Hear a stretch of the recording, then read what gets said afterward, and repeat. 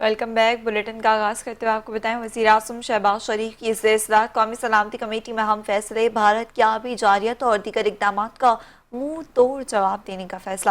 پاکستان کا واہگہ بارڈر بھارت کے لیے فضائی حدود اور زمینی راستے کے ذریعے تجارت فوری طور پر بند کرنے کا فیصلہ۔ قومی سلامتی کمیٹی کے اجلاس نے 37 معاہدہ معطل کرنے کا بھارتی یک طرفہ اعلان مسترد کر دیا۔ قومی سلامتی کمیٹی اجلاس کے جاری اعلامیے میں کہا گیا، پانی پاکستان کا اہم قومی مفاد ہے اور 24 کروڑ پاکستانیوں کی لائف لائن ہے۔ پاکستان اپنی لائف لائن کا ہر قیمت پر تحفظ کرے گا۔ پاکستان کی ملکیت کے پانی کا بہاؤ روکا گیا یا پانی کا بہاؤ موڑا گیا تو اس کو اس جنگ کا اقدام سمجھا جائے گا۔ اعلامیے میں مزید کہا گیا، بھارتی اقدامات یک طرفہ، غیر منصفانہ اور غیر قانونی ہے۔ ذرائع کے مطابق قومی سلامتی کمیٹی کے اجلاس میں بھارت کے کسی بھی مس ایڈونچر کا پوری طاقت سے جواب دینے کا فیصلہ کیا گیا۔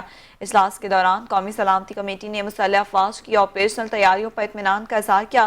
ذرائع کا کہنا ہے کہ اجلاس میں بھارتی سفارتی اور آبی جارحیت کا منہ توڑ جواب دینے کے لیے وزارت خارجہ کی سفارشات منظور کر لی گئیں۔ اجلاس میں تینوں سروسز چیفز، نائب وزیر اعظم، وزیر دفاع، وزیر داخلہ سمیت دیگر حکومتی شخصیات نے شرکت کی۔